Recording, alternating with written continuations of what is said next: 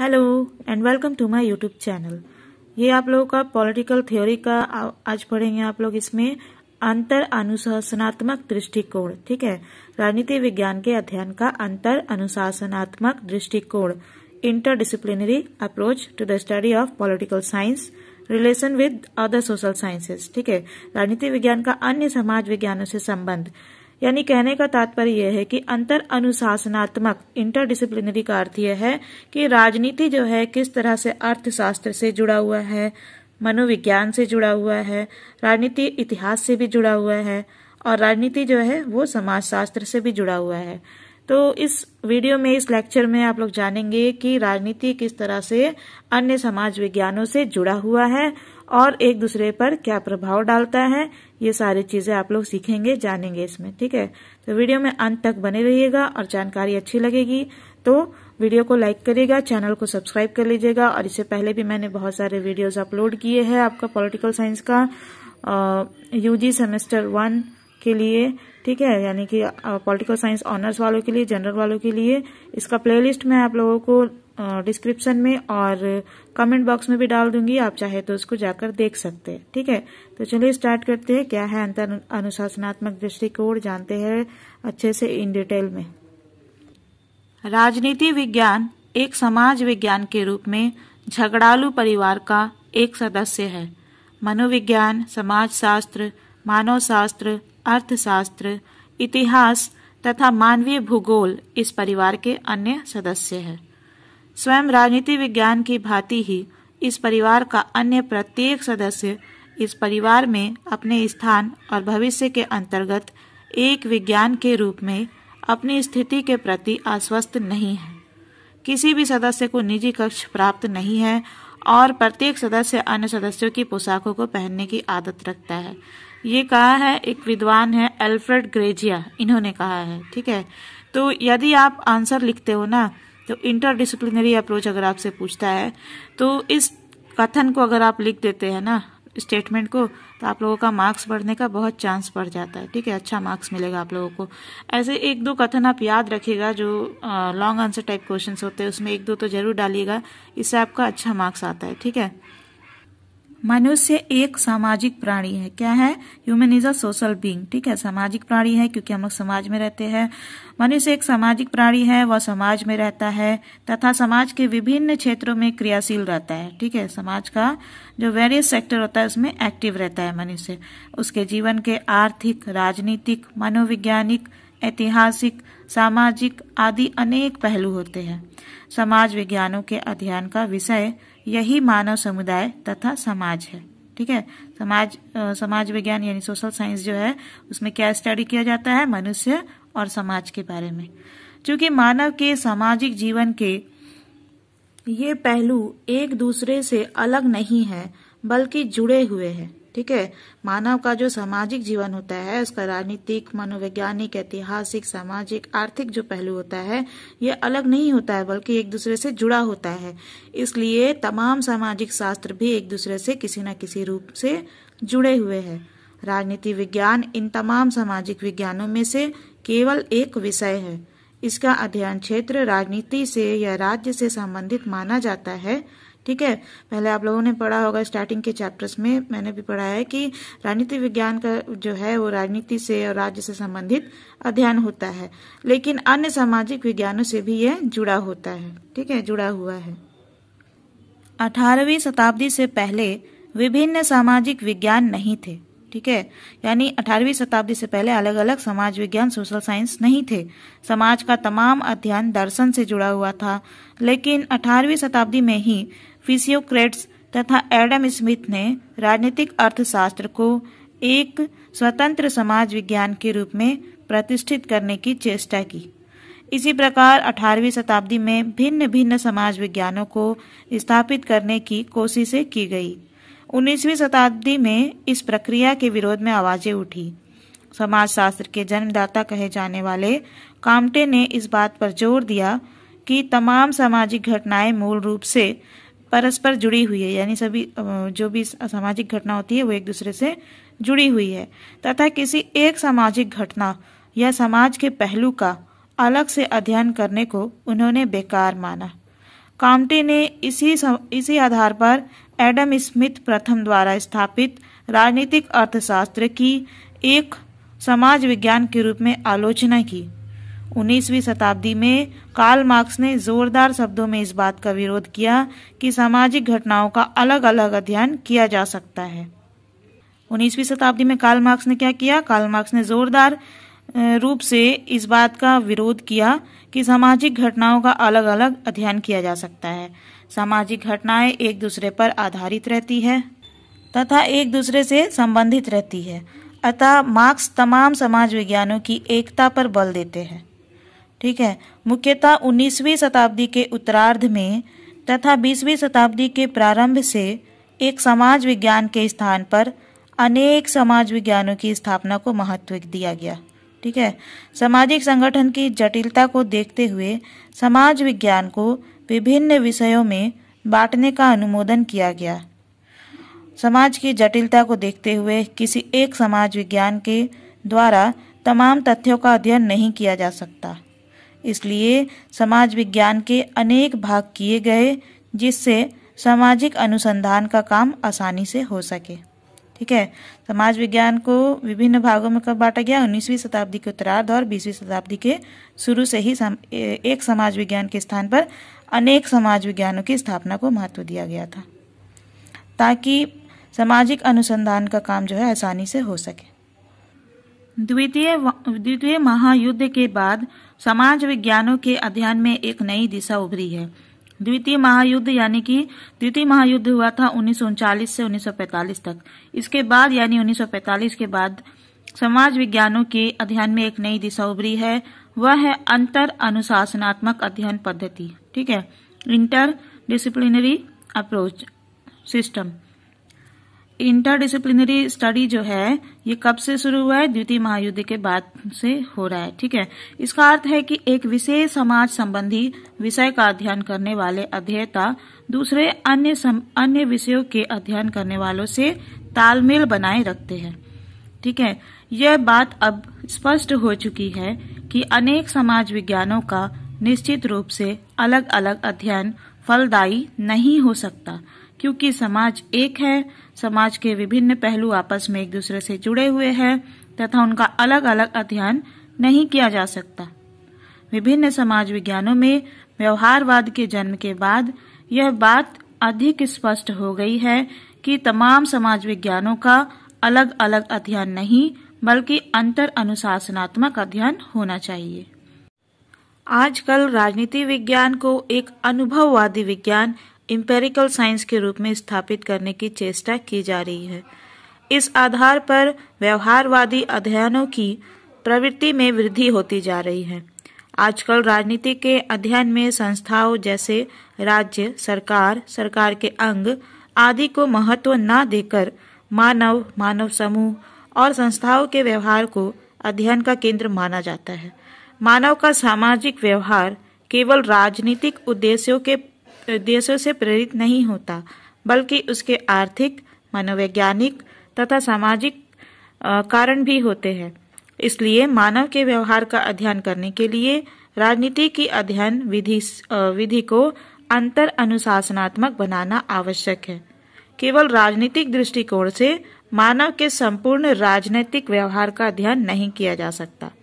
राजनीति विज्ञान के इतिहास में अंतर अनुशासनात्मक दृष्टिकोण से 3 विभिन्न धाराएं स्पष्ट पहचानी जा सकती है, जिन्हें हम परंपरावादी, क्लासिकल, व्यवहारवादी, बिहेवियरल और मार्क्सिस्ट धारणाओं का नाम दे सकते हैं।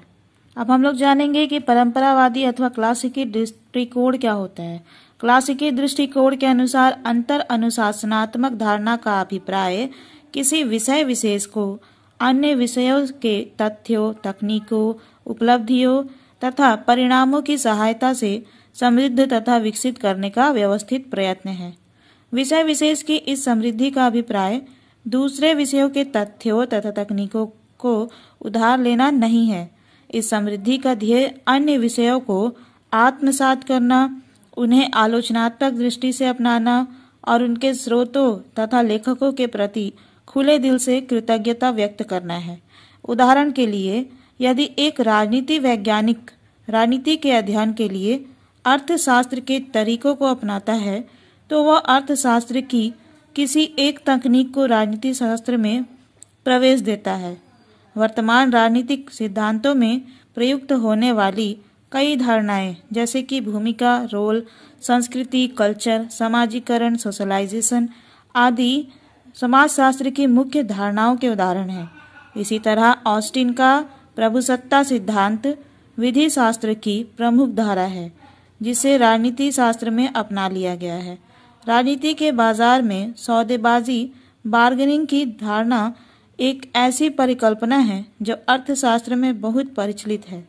जब कोई राजनीति वैज्ञानिक E.H. कार की हिस्ट्री ऑफ सोवियत रशिया जैसी पुस्तक को अपने अध्ययन का आधार बनाता है तो वह एक इतिहासकार के परिणामों का उपयोग कर रहा होता है।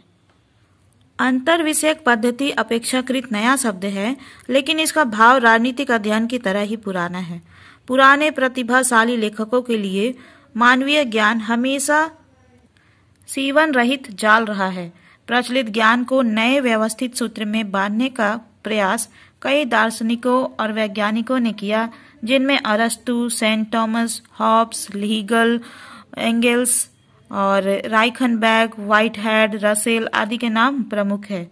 सन 1880 तक राजनीति शास्त्र का अलग अस्तित्व नहीं था और यह दर्शन शास्त्र, इतिहास, कानून और धर्मशास्त्र जैसे विषयों की परिधि में आ जाता था।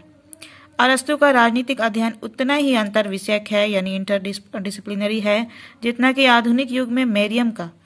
अंतर केवल इतना है कि जहां अरस्तु ने राजनीति को जीव शास्त्र, नैतिकता और तर्कशास्त्र के साथ जोड़ा, वहां मेरियम ने राजनीति को मनोविज्ञान, मनोवेग विज्ञान और सामाजिक मनोविज्ञान के साथ जोड़ा। सेंट ऑगस्टाइन और सेंट थॉमस की रचनाओं में राजनीति को धर्म और नैतिकता के साथ जोड़ा गया। हीगल ने राजनीति को दर्शन शास्त्र के साथ जोड़ा और मार्क्स ने इसे अर्थशास्त्र के अंग के रूप में देखा। परंपरावादी दृष्टिकोण पढ़ने के बाद अब आप जानेंगे अनुभववादी दृष्टिकोण के बारे में। अंतर अनुशासनात्मक दृष्टिकोण की अनुभववादी धारणा अमेरिकी राजनीति विज्ञान की विभिन्न शाखाओं जैसे व्यवहारवाद और व्यवस्था विश्लेषण सिद्धांत यानी सिस्टम थ्योरी में परिलक्षित होती है। चार्ल्स मेरियम, लासवेल, सार्टोरी, क्रेनस्टोन जैसे राजनीति वैज्ञानिकों, ऑस्लोव जैसे अर्थशास्त्री और ग्रियर जैसे समाजशास्त्रियों की रचनाओं में अंतर विषयक अध्ययन दृष्टि की झलक स्पष्ट नजर आती है। वैज्ञानिक राजनीति क्लासिकी धारणा की अपेक्षा इस धारणा के साथ अधिक निकट से जुड़ी हुई है। ठीक है, वैज्ञानिक राजनीति जो है वो क्लासी यानी कि परंपरावादी दृष्टिकोण से ज्यादा अनुभववादी दृष्टिकोण से जुड़ी हुई है। यह धारणा विभिन्न विज्ञानों विशेषता अर्थशास्त्र, राजनीति शास्त्र और समाजशास्त्र में विधि, तर्क, प्रतिमानों आदि की समानता पर बल देती है तथा विभिन्न सामाजिक विज्ञानों के स्थान पर एक सामाजिक विज्ञान का निर्माण करने के पक्ष में है। इस धारणा के अनुसार यानी अनुभववादी दृष्टिकोण के अनुसार विभिन्न विज्ञान केवल केंद्रीय तत्व की दृष्टि से ही भिन्न है। जैसे अर्थशास्त्र का केंद्र बिंदु धन है, राजनीति शास्त्र का केंद्र बिंदु शक्ति एवं राजनीतिक व्यवस्था है और समाजशास्त्र का केंद्र बिंदु परिवार, चर्च, समूह तथा वर्ग जैसे सामाजिक अनुचर है। इन सभी विषयों की अध्ययन विधि समान है जिसे वैज्ञानिक विधि कहा जाता है। इन पर लागू किया जाने वाला तर्क समान है जिन्हें परिमाणन, आगमन, निगमन, व्युत्पत्ति तथा अन्य प्रकार के सत्यापनीय तर्क कहा जाता है।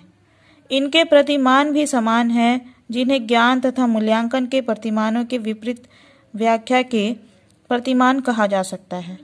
अनुभववादी धारणा के प्रवर्तक विभिन्न सामाजिक विज्ञानों के स्थान पर एक सामाजिक विज्ञान की स्थापना करने के इच्छुक है। उनका यह विश्वास है कि विभिन्न विषय केवल सुविधा, श्रम विभाजन, विशेषीकरण तथा निपुणता के लिए विभाजित किए गए हैं। अतः यदि विभिन्न विज्ञान समाज के अध्ययन के लिए समान विधियों तथा प्रतिमानों का प्रयोग करे तो उनका ज्ञान भंडार आसानी से हस्तांतरित होने के साथ साथ अधिक लाभकारी भी हो सकता है। चलिए जानते हैं अंतर अनुशासनात्मक दृष्टिकोण इंटरडिसिप्लिनरी अप्रोच का मार्क्सवादी धारणा कॉन्सेप्ट क्या है। अंतर अनुशासनात्मक दृष्टिकोण की मार्क्सवादी धारणा G.V. प्लेखनॉक की पुस्तक the development of the monistic theory of history में स्पष्ट की गई है। मार्क्सवाद के अंतर्गत ऐतिहासिक भौतिकवाद की धारणा भी अंतर विषयक दृष्टिकोण का आधार है। मार्क्सवादी चिंतन के अनुसार मानवीय इतिहास प्रगतिशील, द्वंद्वात्मक और एकताबद्ध प्रक्रिया है। इतिहास के विभिन्न तत्व हैं जैसे राज्य व्यवस्था, अर्थव्यवस्था, समाज और संस्कृति। यदि इन सभी तत्वों को संपूर्ण मानवीय इतिहास के अंगों के रूप में देखें तो उन्हें बहुत अच्छी तरह समझा जा सकता है। इन सभी अंगों में अर्थव्यवस्था की भूमिका अन्य अंगों के मुकाबले में निर्णायक होते हैं। अतः मार्क्सवाद मानव इतिहास को उत्पादन प्रणाली में होने वाले परिवर्तनों के रूप में देखता है। मार्क्सवाद के अनुसार उत्पादन की मुख्य प्रणालियां हैं आदिम युग, दास समाज, सामंतवाद, पूंजीवाद तथा समाजवाद। किसी विशेष ऐतिहासिक अवस्था में कोई विशेष उत्पादन प्रणाली प्रधान होती है। उत्पादन प्रणाली आधारभूत ढांचा है जिसके ऊपर कानून, दर्शनशास्त्र, राजव्यवस्था, नैतिकता, समाज तथा संस्कृति का ऊपरी ढांचा बनता है।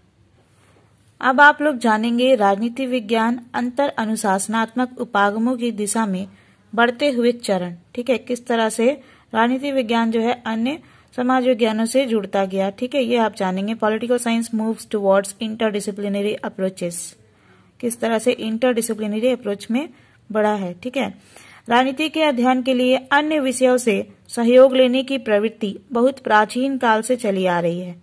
प्लेटो को हम राजनीतिक विचारक कहते हैं, लेकिन उसे एक आदर्श राज्य कायम करने की जितनी उत्कंठा थी, मतलब जितनी इच्छा थी, उससे ज्यादा परिवार और शिक्षा के गठन की लालसा थी। उसने ग्रंथों में तो धर्म, जिम्नास्टिक, शारीरिक प्रशिक्षण और उत्पादन प्रक्रियाओं का भी विस्तृत उल्लेख मिलता है। अरस्तु ने राजनीतिक विषयों की तो चर्चा की ही, साथ ही उसने यह समझाने का भी प्रयत्न किया कि धन के असमान वितरण से डिस्ट्रीब्यूशन का राज्य के स्वरूप पर क्या प्रभाव पड़ता है। जॉन लॉक, हीगल, मॉन्टेस्क्यू जैसे विचारकों ने भी केवल राजनीति तक ही अपने को सीमित न रखकर नीति शास्त्र की गहराइयों को छूने की कोशिश की। कार्ल मार्क्स तथा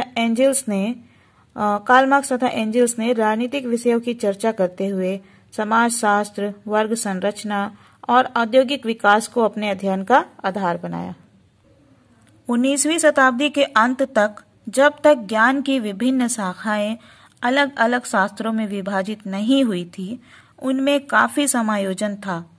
आधुनिक अर्थों में राजनीति विज्ञान का प्रारंभ काफी देर से हुआ और 1890 में जब कोलंबिया विश्वविद्यालय में राजनीति विज्ञान का संकाय खोला गया तो उसमें अर्थशास्त्र, समाजशास्त्र, इतिहास, मानवशास्त्र, सांख्यिकी, सार्वजनिक विधि और प्रशासन के विभाग भी सम्मिलित थे यानी शामिल थे।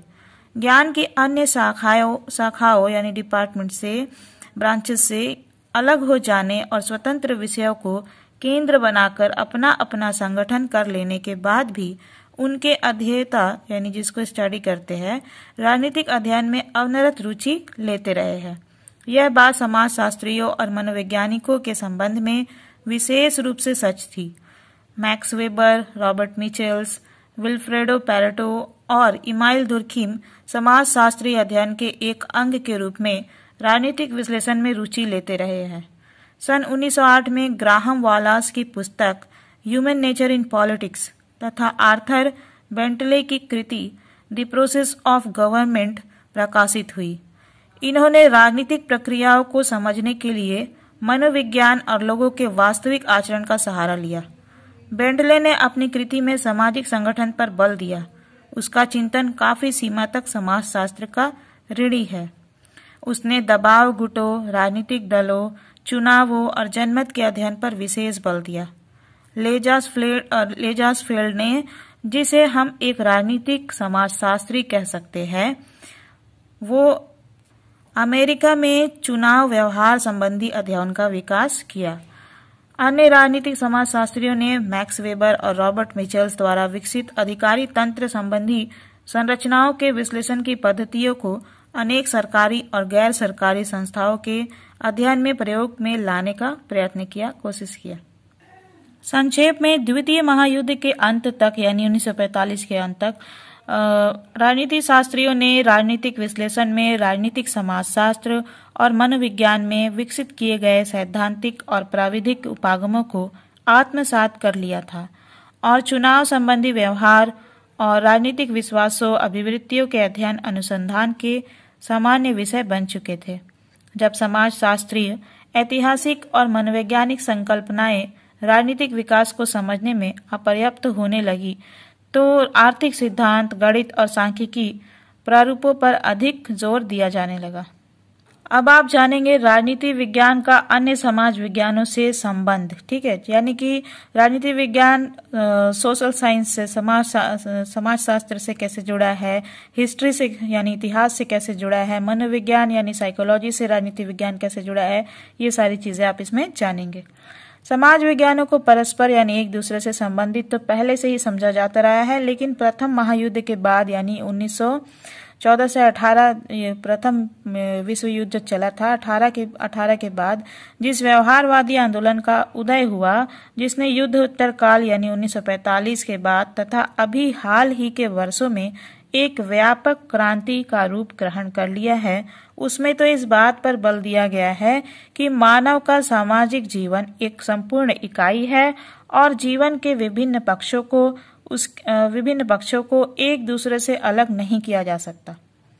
वर्तमान समय में राजनीति विज्ञान के अंतर्गत अंतर अनुशासनात्मक अध्ययन पर बहुत अधिक बल दिया जाता है और इसके परिणाम स्वरूप ज्ञान की कुछ नवीन शाखाओं का भी उदय हुआ है, जिनमें कुछ प्रमुख है राजनीतिक समाजशास्त्र, पॉलिटिकल सोशियोलॉजी, राजनीतिक मनोविज्ञान, पॉलिटिकल साइकोलॉजी, राजनीतिक अर्थमिति, पॉलिटिकल इकोनोमेट्रिक्स। ठीक है, पॉलिटिकल इकोनोमेट्रिक्स। और आज अमेरिका में स्थापित समाज विज्ञान शोध परिषद, the social science research council, सभी समाज विज्ञानों का एक ही इकाई के रूप में अध्ययन कर रही है।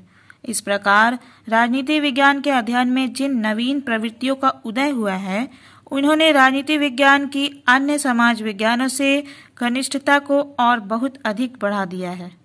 अब आप जानेंगे राजनीति विज्ञान और समाजशास्त्र में क्या संबंध है। समाजशास्त्र संपूर्ण समाज और सामाजिक व्यवस्था का शास्त्र है। यह व्यक्तियों के समूह के रूप में समाज तथा व्यक्ति के सभी प्रकार के संबंधों का अध्ययन करता है। राजनीति विज्ञान का अध्ययन विषय राज्य भी स्वयं समाज का ही एक अंग है और राज्य एक राजनीतिक संस्था होने के साथ साथ सामाजिक संस्था भी है। विद्वान रेडजनहॉफर ने ठीक ही कहा है कि राज्य अपने विकास के प्रारंभिक चरणों में यानी शुरुआती दिनों में तो एक सामाजिक संस्था ही थी। अतः राजनीति विज्ञान और समाजशास्त्र एक दूसरे से घनिष्ठ रूप में संबंधित है। प्रोफेसर कैटलिन ने तो यहाँ तक कहा है कि राजनीति और समाजशास्त्र अखंड है, यानी इन्हें अलग नहीं किया जा सकता और वास्तव में एक ही तस्वीर के पहलू है। इन दोनों के संबंधों का अध्ययन निम्न रूप में किया जा सकता है। ठीक है, समाजशास्त्र राजनीति के आधार के रूप में कैसे अध्ययन करते हैं, इसका चलिए देखते हैं। समाजशास्त्र संपूर्ण सामाजिक परिस्थितियों और संबंधों का अध्ययन करता है और यह बताता है कि सामाजिक परिवर्तन तथा विकास के क्या नियम हैं। राजनीतिक सिद्धांतों और संगठनों का उदय सामाजिक पृष्ठभूमि के आधार पर ही हुआ है। अतः राजनीति विज्ञान के उचित अध्ययन के लिए समाजशास्त्र का ज्ञान बहुत ही जरूरी है। प्रोफेसर गिडिंग्स का मत है, समाजशास्त्र के प्राथमिक सिद्धांतों से अनभिज्ञ व्यक्ति को राजविज्ञान पढ़ाना वैसा ही है जैसे कि न्यूटन के गति संबंधी नियमों से अपरिचित व्यक्ति को खगोल विद्या यानी एस्ट्रोनॉमी, उष्णता और यंत्र विद्या यानी थर्मोडायनेमिक्स से संबंधित विज्ञान की शिक्षा देना है। यानी कि प्रोफेसर गिडिंग्स कहना चाहते हैं कि पॉलिटिकल साइंस को समझने के लिए सोशल साइंस को समझना बहुत जरूरी है, समाजशास्त्र को। ठीक है, लेकिन यदि आप इनका हूबहू कथन आंसर में लिखते हैं तो उससे आपका मार्क्स बढ़ने का चांस होता है, बढ़ जाता है। ठीक है, राजनीति विज्ञान को समझने के लिए सर्वप्रथम सामाजिक विज्ञान को समझना जरूरी है। समाजशास्त्र को यही नहीं बल्कि समाजशास्त्र के अध्ययन ने राजनीति सिद्धांत के संबंधित ज्ञान को आधुनिक युग में पर्याप्त रूप से प्रभावित किया है। यही कारण है कि वार्नेस ने कहा है कि राजनीतिक सिद्धांत तथा समाजशास्त्र के बारे में सर्वाधिक विशेष बात यह है कि राजनीतिक सिद्धांतों में गत 40 वर्षों में जो भी परिवर्तन हुए, यानी पिछले 40 वर्षों में राजनीतिक सिद्धांत में जो भी परिवर्तन हुए हैं, जो भी विकास की दिशाएं दिखलाई गई है, उन सब की ओर समाजशास्त्र ने ही संकेत किया है।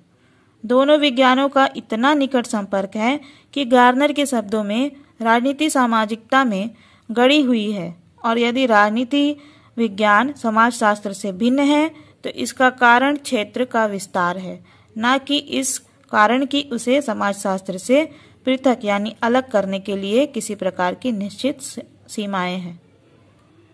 राजनीति विज्ञान की समाजशास्त्र को देन, यानी समाजशास्त्र को राजनीति विज्ञान ने, पॉलिटिकल साइंस ने कुछ दिया है। क्या दिया है इस बारे में हम लोग आगे चर्चा करेंगे। राजनीति विज्ञान भी समाजशास्त्र को सहायता प्रदान करती है, हेल्प करती है। समाजशास्त्र में राज्य की उत्पत्ति, संगठन, ध्येय और कार्य आदि का भी अध्ययन किया जाता है, और समाजशास्त्र राज्य संबंधी यह विशिष्ट ज्ञान राजनीति विज्ञान से ही प्राप्त करता है। ठीक है, पॉलिटिकल साइंस का ये ज्ञान होता है ना, राज्य की उत्पत्ति, संगठन, ध्येय और कार्य। तो समाजशास्त्र में राज्य की उत्पत्ति, संगठन, ध्येय और कार्यों का भी अध्ययन किया जाता है, जो कि पॉलिटिकल साइंस का राजनीति विज्ञान का समाजशास्त्र को देन है। ठीक है, गैटल ने ठीक ही लिखा है कि राजनीति विज्ञान समाजशास्त्र को समाज की सामान्य रूपरेखा के तौर पर वे घटनाएं प्रदान करता है जिनका संबंध राज्य के संगठन और कार्यों से होता है।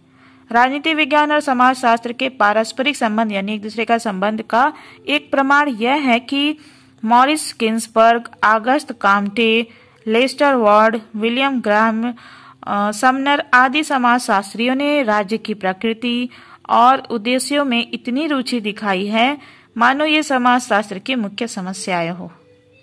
अब आप जानेंगे राजनीति विज्ञान और समाजशास्त्र में अंतर। राजनीति विज्ञान तथा समाजशास्त्र में घनिष्ठ संबंध होते हुए भी उनमें इन रूपों में विभिन्नता यानी अलग अंतर पाया जाता है। ठीक है, अलग अलग है दोनों एक दूसरे से। कैसे, देखिए, क्षेत्र की दृष्टि से राजनीति विज्ञान और समाजशास्त्र में अंतर पाया जाता है। राजनीति विज्ञान और समाजशास्त्र का क्षेत्र और समस्याएं समान नहीं होती है। समाजशास्त्र का क्षेत्र राजनीति विज्ञान से कहीं अधिक व्यापक है। ठीक है, फैला हुआ है, बड़ा है। राजनीति विज्ञान व्यक्ति के राजनीतिक जीवन तथा राज्य और शासन जैसी संस्थाओं का ही अध्ययन करता है, लेकिन समाजशास्त्र जो है मनुष्य को उसके सारे कार्य व्यापार के साथ देखता है और परिवार, धर्म तथा व्यापार, संघ आदि सभी सामाजिक संस्थाओं का अध्ययन करता है। इसी आधार पर गिलक्राइस्ट ने समाजशास्त्र को विस्तृत किंतु राजनीति शास्त्र को विशिष्ट स्पेशलाइज्ड शास्त्र का नाम दिया, शास्त्र माना है। ठीक है, किस आधार पे कि समाज शास्त्र में धर्म, परिवार, व्यापार, संघ और मनुष्य, उसके सारे कार्य व्यापार, सभी चीजों का, सामाजिक संस्थाओं, सभी चीजों का अध्ययन किया जाता है। लेकिन राजनीति विज्ञान जो है व्यक्ति के राजनीतिक जीवन का और राज्य और शासन जैसी संस्थाओं का अध्ययन करता है। इसलिए गिलक्राइस्ट ने समाजशास्त्र को विस्तृत लेकिन राजनीति शास्त्र को विशिष्ट स्पेशलाइज्ड शास्त्र माना है। ठीक है, अध्ययन सामग्री की दृष्टि से कैसे देखिए, पॉलिटिकल साइंस और सोशल साइंस एक दूसरे से डिफरेंट है। अध्ययन सामग्री की दृष्टिकोण से राजनीति विज्ञान का संबंध केवल संगठित समुदायों और व्यक्तियों से ही है, जबकि समाजशास्त्र संगठित और असंगठित दोनों प्रकार के समुदायों और व्यक्तियों से संबंधित है। इसके अलावा राजनीति विज्ञान मानव की केवल चेतन कार्य प्रणाली का अध्ययन करता है, बल्कि समाजशास्त्र मनुष्य की अचेतन कार्यविधि का भी अध्ययन करता है। उद्देश्य की दृष्टि से किस प्रकार राजनीति विज्ञान और समाजशास्त्र एक दूसरे से अलग है।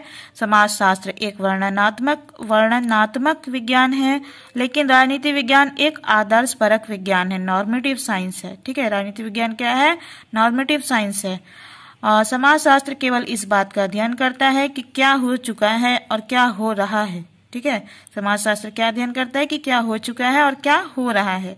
भविष्य में क्या होना चाहिए इस बात से समाजशास्त्र का कोई संबंध नहीं रखता है, लेकिन राजनीति विज्ञान जो है क्या होना चाहिए इस बात से भी संबंध रखता है और इसका उद्देश्य एक आदर्श अवस्था की प्राप्ति से है। ठीक है, यानी कि क्या होना चाहिए ये भी है, और यह एक आदर्श अवस्था की प्राप्ति का भी उद्देश्य रखता है पॉलिटिकल साइंस। राजनीति विज्ञान और समाजशास्त्र के अंतर को बार्कर ने बड़ी चतुराई से इस प्रकार रखा है। बार्कर एक विद्वान है, उन्होंने कहा है कि राजनीति विज्ञान केवल राजनीतिक सिद्धांतों का अध्ययन करता है जो एक संविधान द्वारा संयुक्त किए गए और एक ही सरकार के अधीन है। समाजशास्त्र सभी समुदायों का अध्ययन करता है। राजनीति विज्ञान एक सिद्धांत के रूप में स्वीकार कर लेता है कि मनुष्य एक राजनीतिक प्राणी है। यह समाजशास्त्र की भांति यह बताने का प्रयत्न नहीं करता कि वह राजनीतिक प्राणी कैसे हुआ। अब तक आपने जाना राजनीति विज्ञान और समाजशास्त्र एक दूसरे से कैसे जुड़ा हुआ है, इन दोनों में क्या अंतर है, इंटरडिसिप्लिनरी अप्रोच, इनके बारे में जाना। अब आप लोग जानेंगे राजनीति विज्ञान और इतिहास के बारे में, कैसे एक दूसरे से जुड़ा है। इतिहास में व्यक्ति, समाज और राज्य के भूतकालीन यानी पास्ट, ठीक है, जीवन का लेखा जोखा होता है, और राजनीति विज्ञान में राज्य के भूत, वर्तमान और भविष्य का अध्ययन होता है। राजनीति विज्ञान जो है पास्ट का भी, प्रेजेंट का भी और फ्यूचर का भी स्टडी है, ठीक है। अतः स्वाभाविक रूप से ये विज्ञान एक दूसरे से बहुत अधिक संबंधित है, और सीले तो इन दोनों विज्ञानों का पारस्परिक संबंध बतलाते हुए लिखते हैं कि राजनीति विज्ञान के बिना इतिहास का कोई फल नहीं है, इतिहास के बिना राजनीति विज्ञान का कोई मूल नहीं है। सभी विचारक राजनीति विज्ञान और इतिहास के घनिष्ठ संबंध को स्वीकार करते हैं, और इन दोनों के पारस्परिक संबंध यानी एक दूसरे के संबंध का निरूपण निम्न रूप से किया जा सकता है। इतिहास की राजनीति विज्ञान को देन, यानी इतिहास ने राजनीति विज्ञान को क्या दिया। इतिहास ने राजनीति विज्ञान को निम्नलिखित रूपों में सहायता प्रदान की है। किस प्रकार से इतिहास ने राजनीति विज्ञान को सहायता प्रदान की है। राजनीति विज्ञान जो है इतिहास पर निर्भर है। राज्य और राजनीतिक संस्थाएं एक विशेष समय पर निर्मित ना होकर विकास का परिणाम होता है, और उन्हें पूर्णतया यानी पूरी तरह से समझने के लिए इतिहास के आधार पर उनके विकास क्रम, डेवलपमेंट सीरीज का ज्ञान प्राप्त किया जाना जरूरी है। इसके अतिरिक्त, इसके अलावा राजनीति विज्ञान में जिन समस्याओं का अध्ययन किया जाता है उनका भी अपना इतिहास होता है, और इतिहास से परिचित हुए बिना ना तो इन समस्याओं को ठीक रूप से समझा जा सकता है और ना ही इसका हल किया जा सकता है। वस्तुतः वर्तमान कालीन राजनीतिक व्यवस्था का अध्ययन और भविष्य के लिए आदर्श व्यवस्था का चित्रण ऐतिहासिक अध्ययन के आधार पर ही किया जा सकता है। हिस्टोरिकल स्टडी के बिना यह संभव नहीं है। जेलिनेक ने कहा है कि संस्थाओं के उचित अध्ययन के लिए, चाहे वे राजनीतिक, कानूनी या सामाजिक हो, ऐतिहासिक अध्ययन को आधार बनाने की आवश्यकता आज एक स्वयं सिद्ध तथ्य बन गई है। अब देखिए, इतिहास राजनीति की प्रयोगशाला के रूप में, इतिहास राजनीति की प्रयोगशाला या पथ प्रदर्शक के रूप में है, ठीक है, यानी रास्ता दिखाने वाला। मानवीय इतिहास में विभिन्न समयों पर राजनीतिक क्षेत्र में अनेक कार्य किए गए, जिनके परिणाम और सफलता असफलता का वर्णन इतिहास से प्राप्त होता है। राजनीतिक क्षेत्र के ये भूतकालीन कार्य यानी पास्ट के जो एक्टिविटीज है एक प्रयोग के समान ही होते हैं, और ये भूतकालीन प्रयोग जो है भविष्य के लिए पथ प्रदर्शन का कार्य करते हैं। भारतीय इतिहास के अध्ययन से इस बात का ज्ञान प्राप्त होता है कि धार्मिक सहिष्णुता की नीति के आधार पर अकबर ने एक विशाल और सुदृढ़ साम्राज्य की स्थापना की, लेकिन औरंगजेब द्वारा अपनाई गई धार्मिक पक्षपात की नीति का परिणाम यह हुआ कि यह साम्राज्य पतन की ओर उन्मुख हो गया। भारतीय संविधान के निर्माताओं ने इतिहास के ज्ञान का पूरा लाभ उठाते हुए धर्मनिरपेक्ष राज्य तथा संघात्मक शासन होते हुए भी शक्तिशाली केंद्र की व्यवस्था को अपनाया। इस प्रकार ऐतिहासिक अनुभव के आधार पर, हिस्टोरिकल एक्सपीरियंस के बेसिस पर वर्तमान राजनीतिक जीवन में सुधार करने के लिए भविष्य के लिए मार्ग निश्चित किया जा सकता है। इस प्रसंग में विलोबी ने कहा है कि इतिहास राजनीति विज्ञान की तीसरी दिशा दर्शाता है। लॉर्ड एक्टन के शब्दों में कहा जा सकता है कि राजनीति विज्ञान इतिहास की धारा में उसी भांति संचित है जैसे कि नदी की रेत में सोने की कण। राजनीति को इतिहास पर आधारित करने की परंपरा बड़ी प्राचीन है यानी पुरानी है। कौटिल्य ने ऐतिहासिक उदाहरणों के आधार पर ही राजाओं को राजधर्म की शिक्षा दी थी, और अरस्तु ने अपने अध्ययन में इतिहास का व्यापक रूप में प्रयोग किया था। यही बात Machiavelli, Montesquieu, Hegel, Karl Marx, Weber, Comte, Herbert Spencer, Morgan आदि के संबंध में कही जा सकती है। जिस तरह इतिहास ने राजनीति विज्ञान को सहायता की है अध्ययन में, उसी तरह राजनीति विज्ञान ने भी इतिहास को कुछ दिया है, इसकी सहायता की है अध्ययन में। ठीक है, राजनीति विज्ञान तो इतिहास पर निर्भर है ही, इसके साथ ही इतिहास भी राजनीति विज्ञान के प्रति निम्न रूप में बहुत अधिक ऋणी है। जैसे कि इतिहास को अध्ययन सामग्री प्रदान करना, राजनीति ने जो है इतिहास को अध्ययन सामग्री प्रदान किया है। पॉलिटिकल साइंस ने क्या किया है? पॉलिटिकल साइंस ने हिस्ट्री को स्टडी मटेरियल्स प्रोवाइड कराया है। इतिहास संपूर्ण भूतकालीन जीवन का विवरण होते हुए भी इसमें प्रमुख रूप से मानव की राजनीतिक गतिविधियों का ही अध्ययन किया जाता है।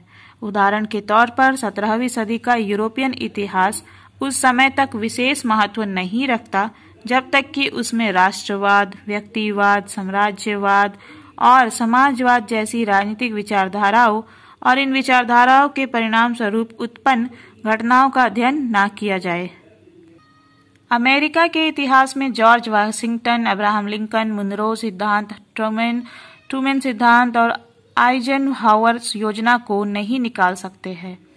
भारत के इतिहास में से यदि हम अशोक, चंद्रगुप्त, बाबर, अकबर, शाहजहां, जहांगीर, नूरजहां तथा औरंगजेब की राजनीतिक कार्य और उपलब्धियों को निकाल दे तो उसमें रह ही क्या जाता है।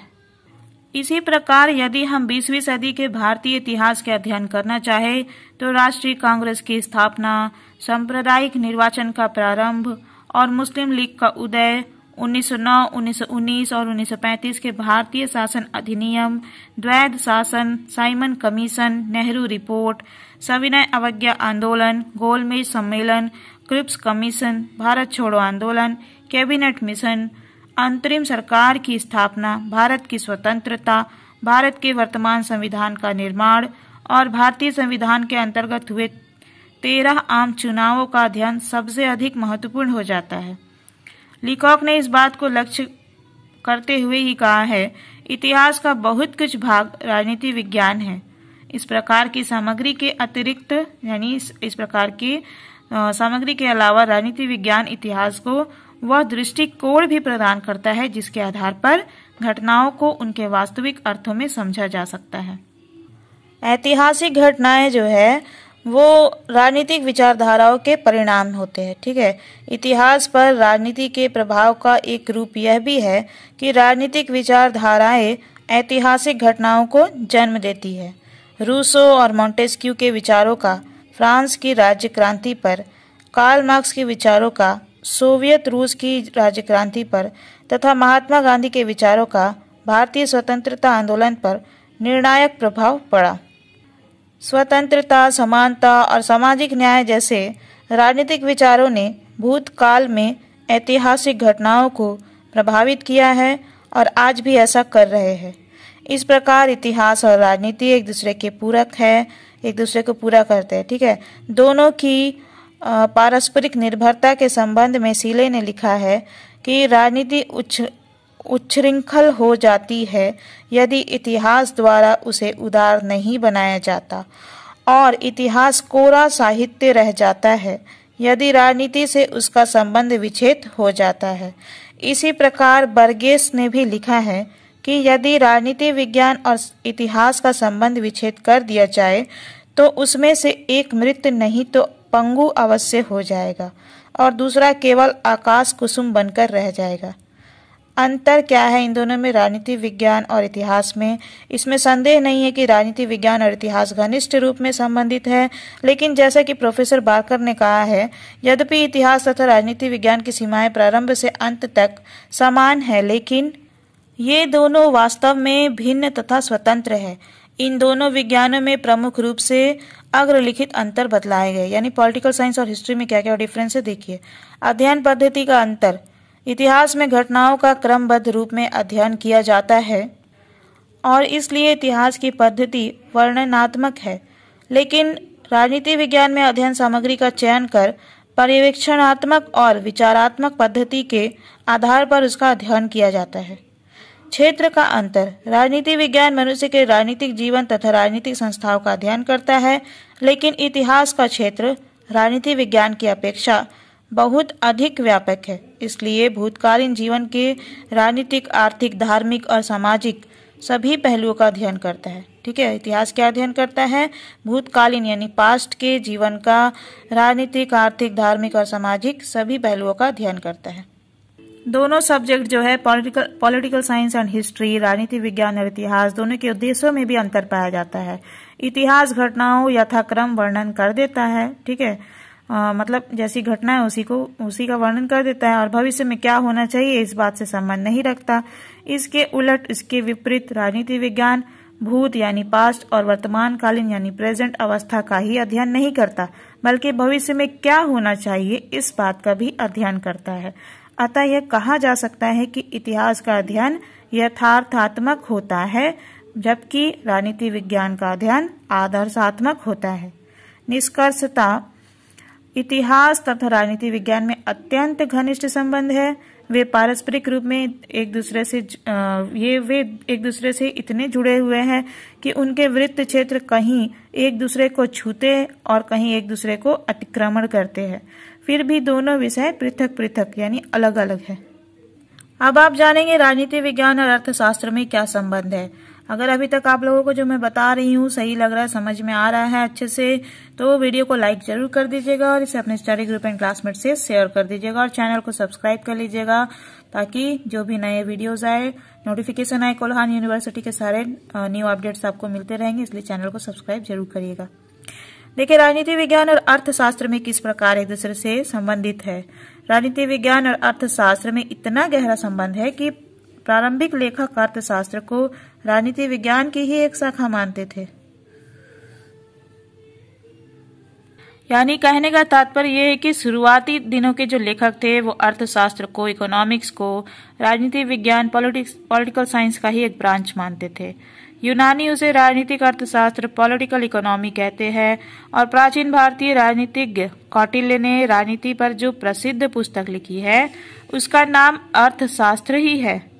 इसी प्रकार राजनीति विज्ञान के कई मान्य ग्रंथों जैसे कि अरस्तु की राजनीति तथा लॉक की नागरिक प्रशासन पर द्वितीय लेख, second treatise on civil government में उन विषयों का विवेचन मिलता है जिन्हें आजकल अर्थशास्त्र में सम्मिलित किया जाता है। लेकिन वर्तमान समय में विशेषीकरण यानी स्पेशलाइजेशन के परिणाम स्वरूप अर्थशास्त्र को ज्ञान की एक पृथक शाखा के रूप में मान्यता प्राप्त हो गई है। प्रसिद्ध अर्थशास्त्री मार्शल के शब्दों में अर्थशास्त्र जीवन के साधारण व्यवहार में मनुष्य का अध्ययन है। यह व्यक्तिगत और सामाजिक कार्यों के उस भाग का परीक्षण करता है जिनका भौतिक पदार्थों की प्राप्ति एवं उनके प्रयोग के साथ अत्यंत घनिष्ठ संबंध है। अर्थशास्त्र द्वारा ज्ञान की एक पृथक यानी एक अलग शाखा का रूप ग्रहण कर लेने पर भी अर्थशास्त्र और राजनीति विज्ञान परस्पर यानी एक दूसरे से घनिष्ठ रूप से संबंधित है और इनके संबंध का अध्ययन निम्न रूपों में किया जा सकता है। समान उद्देश्य यानी अर्थशास्त्र और राजनीति शास्त्र, पॉलिटिकल साइंस एंड इकोनॉमिक्स, दोनों का उद्देश्य समान होता है। दोनों ही विज्ञानों का मुख्य उद्देश्य मानव कल्याण ही है। एक का लक्ष्य राजनीतिक कल्याण है तो दूसरे का आर्थिक कल्याण है। ठीक है, यानी अर्थशास्त्र का लक्ष्य होता है आर्थिक कल्याण मानव का और राजनीति शास्त्र का लक्ष्य क्या होता है? मानव का राजनीतिक कल्याण। ठीक है, तो दोनों ही विज्ञानों का मुख्य उद्देश्य क्या है? मानव कल्याण ही है। मनुष्य के आर्थिक कल्याण की सिद्धि अराजकता और अशांति के वातावरण में संभव नहीं हो सकती। ठीक है, इसलिए शांति और व्यवस्था की स्थापना राज्य का एक आवश्यक कार्य हो जाता है। अर्थशास्त्र की राजनीति विज्ञान को देन यानी अर्थशास्त्र ने राजनीति विज्ञान को क्या दिया, इस बारे में आप लोग जानेंगे। ठीक है, अर्थशास्त्र ने राजनीतिक ज्ञान और जीवन को निम्न रूप में अत्यधिक प्रभावित किया है। राजनीतिक संस्थाओं का उदय व विकास आर्थिक अवस्थाओं का परिणाम है। राज्य के विकास के अध्ययन से यह स्पष्ट हो जाता है कि राज्य का विकास आर्थिक परिस्थितियों का ही परिणाम रहा है।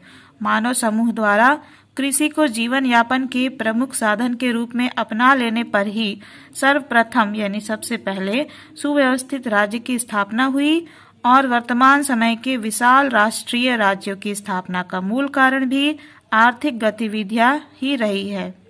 इस संबंध में कार्ल मार्क्स ने तो यहाँ तक कहा है कि किसी युग के संपूर्ण सामाजिक जीवन के स्वरूप का निश्चय आर्थिक परिस्थितियां ही करती है।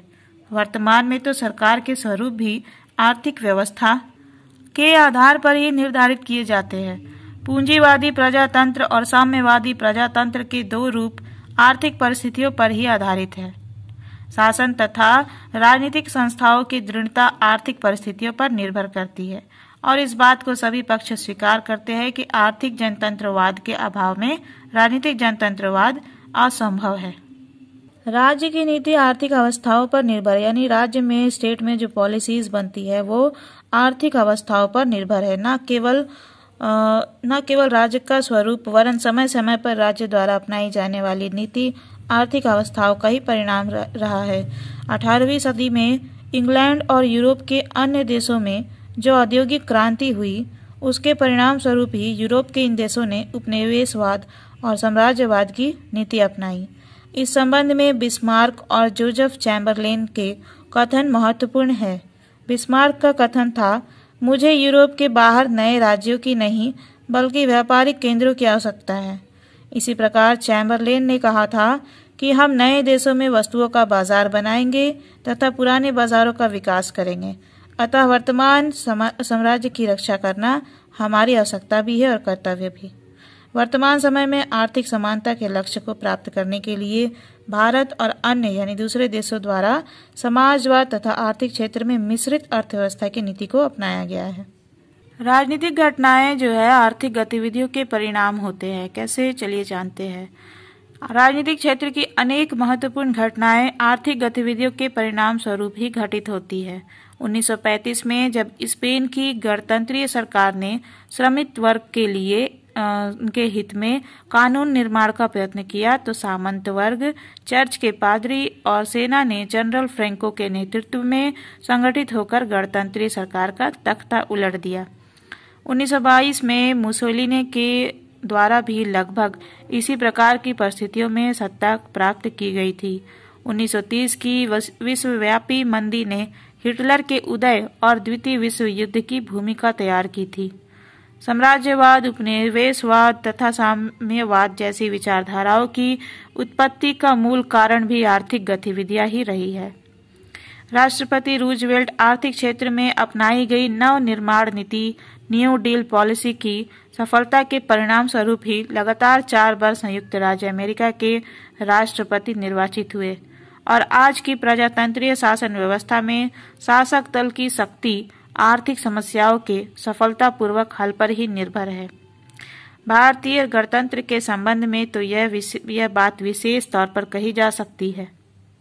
वर्तमान समय की अंतर्राष्ट्रीय राजनीति के इंटरनेशनल पॉलिटी के अंतर्गत विकसित देशों द्वारा अफ्रीका और एशिया के अल्प विकसित और अविकसित देशों को आर्थिक सहायता देकर इन देशों की राजनीति को प्रभावित करने का जो प्रयत्न किया जा रहा है वह राजनीति पर अर्थ के प्रभाव और राजनीति विज्ञान तथा अर्थशास्त्र के पारस्परिक संबंध का ही एक उदाहरण है। राजनीति विज्ञान की अर्थशास्त्र को देन, राजनीति विज्ञान ने अर्थशास्त्र को क्या दिया है, क्या सहायता की है, इसकी चलिए जानते हैं। राजनीति विज्ञान भी अपने ढंग से अर्थशास्त्र और आर्थिक क्रिया को प्रभावित करता है। अर्थव्यवस्था प्रशासनिक स्तर पर निर्भर है। अर्थव्यवस्था भी बहुत अधिक सीमा तक राजनीतिक और प्रशासनिक स्तर पर निर्भर करती है। आर्थिक विकास और संपन्नता के लिए एक समुचित, प्रभावशाली तथा स्वस्थ प्रशासनिक व्यवस्था नितांत यानी बहुत ज्यादा जरूरी है, नितांत आवश्यक है। ठीक है। भारत में धीमे आर्थिक विकास का एक प्रमुख कारण प्रशासनिक तंत्र की अकुशलता और उसके परिणाम स्वरूप उत्पन्न नौकरशाही की प्रवृत्ति रहा है। अर्थव्यवस्था राजकीय नीतियों पर निर्भर, अर्थव्यवस्था जो है राजकीय नीतियों पर निर्भर करता है। एक देश के अंतर्गत प्रचलित शासन व्यवस्था के रूप और राजनीतिक नीतियों का आर्थिक व्यवस्था पर बहुत अधिक प्रभाव पड़ता है। धन का विनिमय यानी एक्सचेंज ऑफ मनी, वस्तुओं का उत्पादन, प्रोडक्शन ऑफ कमोडिटीज एवं उत्पादन एवं उपभोग यानी कंजम्पशन, करारोपण, विदेशी मुद्रा, करेंसी, आयात निर्यात, इंपोर्ट एक्सपोर्ट और उद्योगों की स्थापना शासन व्यवस्था द्वारा अपनाई गई नीतियों पर ही निर्भर करते हैं। व्यक्तिवादी विचारधारा के अनुयायी राज्यों में प्रमुख उद्योग धंधे तथा किसी सीमा तक देश का आर्थिक जीवन स्वतंत्र रूप से व्यक्तियों के हाथ में रहता है। लेकिन समाजवादी और साम्यवादी राज्यों में आर्थिक जीवन पर राज्य का नियंत्रण रहता है। कुछ समय पहले भारत के तत्कालीन शासक दल भारतीय राष्ट्रीय कांग्रेस द्वारा समाजवादी ढांचे के सोशलिस्टिक पैटर्न ऑफ सोसाइटी की स्थापना का प्रस्ताव स्वीकार कर लिए जाने के कारण ही प्रमुख बैंकों का राष्ट्रीयकरण, राजाओं के प्रिवी पर्स का उन्मूलन, शासन द्वारा गेहूं के थोक व्यापार के अधिग्रहण आदि कदम उठाए गए और भारतीय संघ के कुछ राज्यों में शहरी संपत्ति का सीमाकरण किया गया है। भारत की आर्थिक उन्नति न हो सकने का एक प्रमुख कारण भारत में ब्रिटिश साम्राज्यवाद था और 1996 से 97 में राजनीतिक अस्थायित्व की स्थिति ने अर्थव्यवस्था पर विपरीत प्रभाव डाले हैं। युद्ध का प्रभाव अर्थव्यवस्था पर कैसे पड़ता है चलिए जानते हैं। इसी प्रकार युद्ध एक सैनिक राजनीतिक क्रिया है, लेकिन वस्तुओं के मूल्य और अर्थव्यवस्था पर उनका प्रभाव अवश्य पड़ता है। अमेरिका की आर्थिक स्थिति में अपेक्षाकृत गिरावट उत्पन्न होने का एक प्रमुख कारण वियतनाम युद्ध है और 1962 में भारत चीन युद्ध तथा 1965 में और 1971 में भारत पाक युद्धों का भारत की आर्थिक स्थिति पर विपरीत प्रभाव पड़ा है। इस प्रकार अक्टूबर 1973 के पश्चिमी एशिया युद्ध के परिणाम स्वरूप समस्त विश्व में पेट्रोल की उपलब्धता और आर्थिक स्थिति पर विपरीत प्रभाव पड़ा। समान अध्ययन विषय वर्तमान समय में समाजवाद और पूंजीवाद जैसे विचारधाराओं और सार्वजनिक राजस्व, पब्लिक फाइनेंस जैसे विषयों का अध्ययन अर्थशास्त्र एवं राजनीति विज्ञान दोनों में ही समान रूप से किया जाता है और इस क्षेत्र में इन दोनों विज्ञानों के समान अध्ययन विषय दोनों विज्ञानों के पारस्परिक संबंध का श्रेष्ठ उदाहरण है। वर्तमान समय में लोक कल्याणकारी राज्य और योजनाबद्ध विकास की जो धारणाएं विकसित हुई है और अधिकांश प्रजातांत्रिक राज्यों के द्वारा अपनाई गई है, उसने राजनीति विज्ञान और अर्थशास्त्र के बीच नवीन, गहरा और दोनों के लिए लाभकारी संबंध स्थापित हो गया है। वास्तव में दोनों विषय एक दूसरे के पूरक है, यानी कि पॉलिटिकल साइंस और इकोनॉमिक्स जो है एक दूसरे के पूरक है और चार्ल्स बियर्ड के शब्दों में कहा जा सकता है कि अर्थशास्त्र के बिना राजनीति विज्ञान अवास्तविक एवं सारहीन ढांचा मात्र है। इन दोनों शास्त्रों की घनिष्ठता को देखते हुए ही 1952 में यूनेस्को के तत्वाधान में गठित कैम्ब्रिज राउंड टेबल ने यह आग्रह किया था कि राजनीति विज्ञान के पाठ्यक्रम में यानी सिलेबस में अर्थशास्त्र के सिद्धांतों को सम्मिलित किया जाना चाहिए। यूनेस्को के ही तत्वाधान में गठित अर्थशास्त्रियों की समिति ने भी अर्थशास्त्र के साथ राजनीतिक सिद्धांतों के अध्ययन पर जोर दिया था। विद्वान एस्लिंगर ने ठीक ही विचार व्यक्त किया है कि इन दोनों शास्त्रों के बीच आवश्यक तालमेल स्थापित किया जाना चाहिए। वस्तुतः राजनीति विज्ञान अर्थशास्त्र से जितने अधिक घनिष्ठ रूप से संबंधित है, उतने ही घनिष्ठ रूप से अन्य किसी भी विषय से नहीं है। ठीक है, यानी क्या कहा गया है अंत में कि अंततः राजनीति विज्ञान जो है अर्थशास्त्र से जितना अधिक रूप से, जितना घनिष्ठ रूप से संबंधित है, उतना घनिष्ठ रूप से किसी अन्य विषय से नहीं है। अब चलिए जानते हैं अंतर क्या है राजनीति विज्ञान और अर्थशास्त्र में। राजनीति विज्ञान और अर्थशास्त्र में घनिष्ठ संबंध होते हुए भी इन दोनों विषयों में अंतर पाया जाता है। किस प्रकार से चलिए जानते हैं। अध्ययन क्षेत्र की दृष्टि से राजनीति विज्ञान और अर्थशास्त्र एक दूसरे से अलग है। राजनीति विज्ञान का प्रमुख अध्ययन विषय राज्य है तथा इसमें राज्य और व्यक्ति के पारस्परिक संबंधों और इन संबंधों से उत्पन्न समस्याओं का अध्ययन होता है। इसके विपरीत, इसके उलट अर्थशास्त्र का मुख्य अध्ययन विषय धन है। इस अंतर को स्पष्ट करते हुए आइवर ब्राउन ने बतलाया है कि अर्थशास्त्र का संबंध मुख्यतया वस्तुओं से होता है और राजनीति विज्ञान का व्यक्तियों से। एक कीमतों यानी प्राइसेस का अध्ययन करता है तो दूसरा मूल्यों यानी वैल्यूज का। ठीक है, प्रकृति की दृष्टि से किस प्रकार अर्थशास्त्र और राजनीति विज्ञान एक दूसरे से भिन्न है चलिए जानते हैं। प्रकृति की दृष्टि से भी दोनों एक दूसरे से भिन्न है। इसके अतिरिक्त राजनीति विज्ञान एक आदर्शात्मक विज्ञान है, लेकिन अर्थशास्त्र एक वर्णनात्मक विज्ञान है। किसी ने विनोद में ठीक ही कहा है, यह अर्थशास्त्र वह व्यक्ति है जो दाम तो सब वस्तुओं का जानता है पर मान यानी महत्व एक का भी नहीं। अब हम लोग जानेंगे राजनीति विज्ञान और नीति शास्त्र में क्या संबंध है, क्या अंतर है, दोनों एक दूसरे को किस रूप में प्रभावित करते हैं, किस प्रकार एक दूसरे की सहायता करते हैं अध्ययन सामग्री के रूप में। ठीक है, तो नीति शास्त्र मानवीय आचरण के सत असत, शुभ अशुभ का ज्ञान प्रदान करने वाला विज्ञान है। डीवी के अनुसार नीति शास्त्र आचरण का वह विज्ञान है जिसमें मानवीय आचरण के औचित्य व अनौचित्य तथा अच्छाई व बुराई पर विचार किया जाता है। राजनीति विज्ञान राज्य के भूत एवं वर्तमान रूप के साथ साथ भविष्य के आदर्शात्मक रूप का भी अध्ययन करता है और राज्य का आदर्श रूप नीति शास्त्रीय धारणाओं पर ही आधारित होता है। अतः यह कहा जा सकता है कि राजनीति विज्ञान और नीति शास्त्र दोनों का अध्ययन विषय मानवीय आचरण का मूल्यांकन है।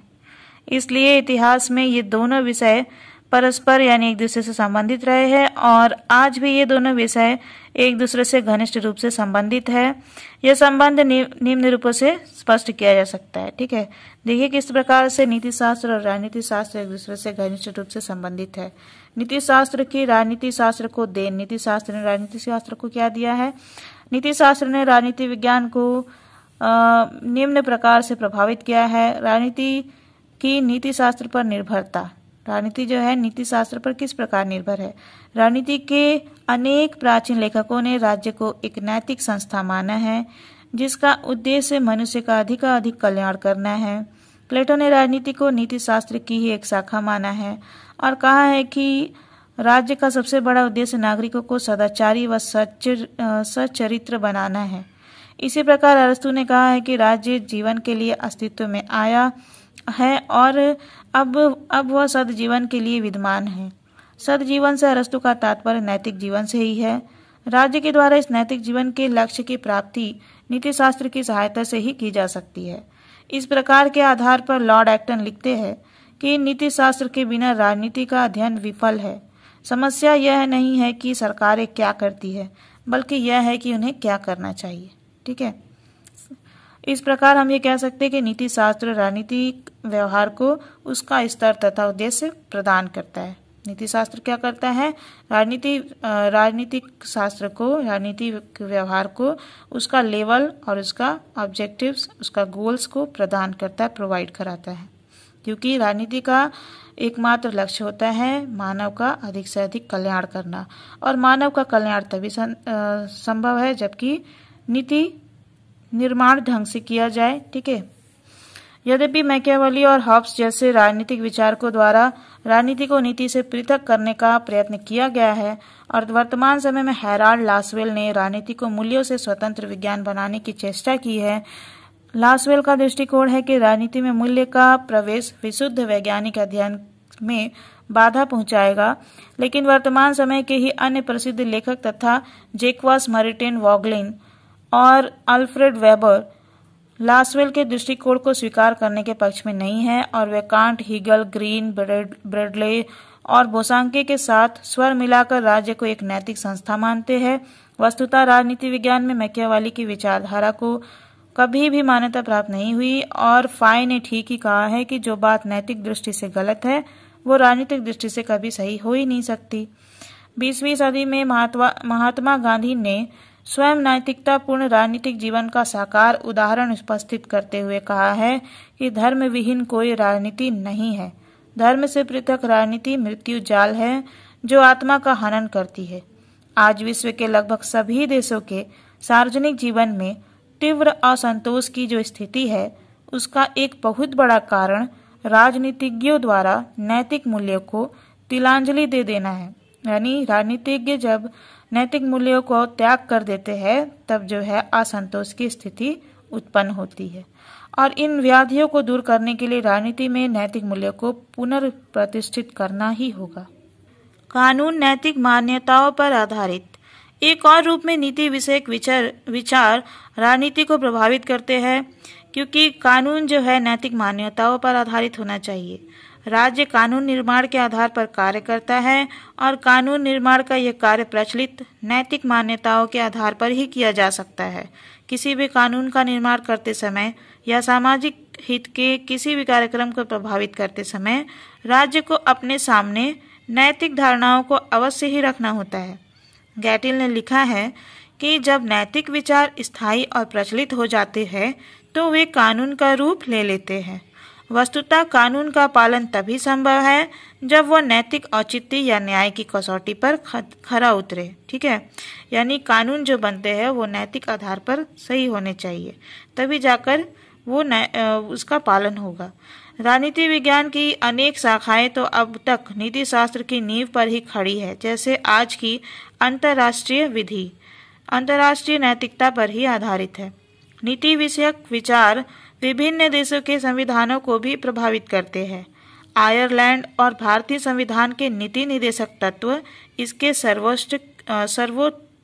सर्वोत्कृष्ट उदाहरण है, यानी सबसे बेस्ट एग्जाम्पल्स है।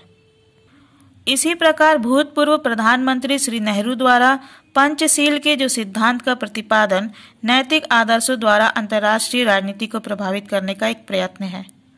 राजनीति शास्त्र के नीति शास्त्र को देन पॉलिटिकल साइंस ने नीति शास्त्र को क्या दिया है?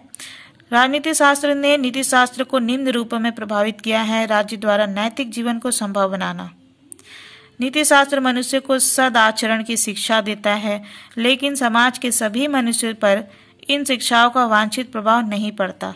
राजनीति शास्त्र उस व्यवहारिक वातावरण और परिस्थितियों को जन्म देने का प्रयत्न करता है, कोशिश करता है, जिसमें कि समाज के सभी मनुष्य नैतिक जीवन व्यतीत कर सके। राज्य शांति व्यवस्था और सुरक्षा की स्थापना करता है और समाज विरोधी व्यक्तियों के अनाचार से सामाजिक व्यक्तियों के हितों की रक्षा करता है। यदि राज्य इस प्रकार का वातावरण उत्पन्न ना करे तो नैतिक जीवन बिताना असंभव हो जाए। ठीक है, इस प्रकार राजनीति शास्त्र और उसकी प्रमुख संस्था राजनीति शास्त्र के लक्ष्य की प्राप्ति में सहायक होते हैं। क्रोसे का मत है कि नैतिकता अपनी पूर्णता और उच्चतम स्पष्टता राजनीति में ही पाती है। ठीक है, राज्य द्वारा नैतिक जीवन को संभव बनाना मतलब इसका तात्पर्य यह कि राज्य जो है शासन व्यवस्था लागू उसमें होता है, तो जब तक राज्य का जो है सही कानून नहीं बनाएगा तो नैतिकता भी उसमें फल फूल नहीं सकती है। ठीक है, अब देखो राज्य द्वारा वास्तविक नैतिक मूल्यों की स्थापना। राज्य आदर्शों के साथ साथ यथार्थ को दृष्टि में रखते हुए वास्तविक नैतिक मूल्यों की स्थापना करता है। राज्य के कानून जो है नैतिकता को परिमार्जित करते हैं और नैतिक आदर्शों को क्रियात्मक रूप प्रदान करना राज्य के कानून का ही काम है। भारत सरकार ने मद्यपान, सती प्रथा, बाल विवाह तथा दहेज प्रथा को कानून द्वारा रोकने का प्रयास किया है और इसमें आंशिक सफलता भी प्राप्त होती है, लेकिन बहुत कम हो गया है। बाल विवाह भी अभी भी लोग छुपाकर कर रहे हैं, लेकिन कानून बनने की वजह से ओपनली जैसे होता था धड़ल्ले से लाखों करोड़ों संख्या में, वैसा नहीं हो रहा है। ठीक है, छिपा कुछ हो रहे होंगे, लेकिन बहुत हद तक इस पे रोक लगा दी गई है। दहेज प्रथा ये सब पे थोड़ा रोक लगा है। ठीक है, कानून बनने की वजह से। वस्तुतः राजनीति और नीति परस्पर घनिष्ठ रूप से संबंधित है और आइवर ब्राउन ने कहा है कि राजनीति नैतिकता का ही विकसित रूप है। राजनीतिक सिद्धांतों के अभाव में नैतिक सिद्धांतवाद अपूर्ण रह जाता है, क्योंकि मनुष्य एक सामाजिक प्राणी है और समाज से विलग नहीं रह सकता। नैतिक सिद्धांतों के अभाव में राजनीतिक सिद्धांत निरर्थक रह जाते हैं, क्योंकि उनका अध्ययन और उनके परिणाम मूलतः हमारे नैतिक मूल्यों की व्यवस्था पर, हमारी सही और गलत की धारणाओं पर निर्भर करते हैं। हमारे देश यानी भारत में तो नीति और राजनीति सदैव से ही घनिष्ठ रूप में संबंधित रहे हैं और इन दोनों के समन्वय की दिशा में वर्तमान समय में महात्मा गांधी ने बहुत अधिक महत्वपूर्ण योगदान दिया है। महात्मा गांधी की महानता इसी बात में है कि उन्होंने राजनीति का नीति से समन्वय कर राजनीति का आध्यात्मिकरण किया। ठीक है, यानी उन्होंने राजनीति में धर्म का समावेश को महत्वपूर्ण बताया और नीति के बिना राजनीति को अधूरा बताया। ठीक है, अंतर क्या है राजनीति में और नीति में? ठीक है, राजनीति विज्ञान और नीति शास्त्र परस्पर घनिष्ठ रूप से संबंधित होते हुए भी इनमें अंतर बतलाए जा सकते हैं। क्षेत्र का भेद है इनमें, अध्ययन वस्तु का भेद है। ठीक है, क्षेत्र का भेद किस प्रकार है? राजनीति विज्ञान की अपेक्षा नीति शास्त्र का क्षेत्र पर्याप्त रूप से व्यापक है। ठीक है, राजनीति विज्ञान की अपेक्षा नीति शास्त्र का क्षेत्र जो है पर्याप्त रूप से व्यापक है। नीति शास्त्र समस्त मानवीय आचरण का अध्ययन करता है, राजनीति विज्ञान केवल राजनीतिक कार्य और आचरण का ही अध्ययन करता है। अब अध्ययन वस्तु का भेद है इनमें कैसे, देखिए। राजनीति विज्ञान राजनीतिक क्षेत्र से संबंधित है, लेकिन नीति शास्त्र आचरण से संबंधित है। राजनीति विज्ञान प्रमुख रूप से दर्शनात्मक एवं व्यवहारिक विज्ञान है, नीति शास्त्र प्रमुख रूप से आदर्शात्मक एवं सैद्धांतिक है। राजनीति विज्ञान साकार, मूर्त और प्रत्यक्ष बातों से संबंध रखता है। नीति शास्त्र निराकार, अमूर्त और अप्रत्यक्ष बातों से संबंध रखता है। राजनीति विज्ञान और नीति शास्त्र के संबंध और अंतर दोनों को ही स्पष्ट करते हुए कैटलिन ने कहा है कि नीति शास्त्र से एक राजनीतिज्ञ यह सीखता है कि अनेक मार्गों में कौन सा मार्ग वांछनीय है, और राजनीति विज्ञान यह बतलाता है कि व्यवहारिक दृष्टि से कौन सा मार्ग अपनाना सुलभ रहेगा। अब इंटरडिसिप्लिनरी अप्रोच में आप जानेंगे राजनीति विज्ञान और मनोविज्ञान में किस प्रकार का संबंध है, किस तरह का अंतर है, इन दोनों के अध्ययन में किस तरह का अंतर पाया जाता है, एक दूसरे के अध्ययन में ये कैसे एक दूसरे की सहायता करते हैं, ये सारी चीजें आप जानेंगे। राजनीति विज्ञान और मनोविज्ञान। मानव शरीर का सबसे महत्वपूर्ण अंग मस्तिष्क है और मानसिक जीवन से अलग मानवीय जीवन वस्तुतः कुछ नहीं है। मनोविज्ञान जीवन के इसी महत्वपूर्ण अंग का अध्ययन करता है। इसमें विचार, भावनाएं, स्मृतियां, प्रवृत्तियां, कल्पनाएं, आवेग आदि ये सब बातें सम्मिलित है जिनके आधार पर व्यक्ति क्रियाशील होता है। स्काउट के शब्दों में मनोविज्ञान मनुष्य की उन आंतरिक शक्तियों का अध्ययन करता है जो मनुष्य को अपने जीवन में अनुभव करने, विचार करने तथा इच्छा करने की सामर्थ्य प्रदान करती है। मनोविज्ञान की राजनीति विज्ञान को देन, यानी मनोविज्ञान ने राजनीति विज्ञान को क्या दिया है। मनोविज्ञान ने राजनीति विज्ञान को निम्न रूपों में प्रभावित किया है। राजनीति की मनोविज्ञान पर निर्भरता। राजनीति जो है मनोविज्ञान पर किस प्रकार निर्भर है। व्यक्तियों से ही राज्य का निर्माण होता है और व्यक्तियों के राजनीतिक कार्य उनकी मानसिक गतिविधियों से ही प्रेरित होते हैं।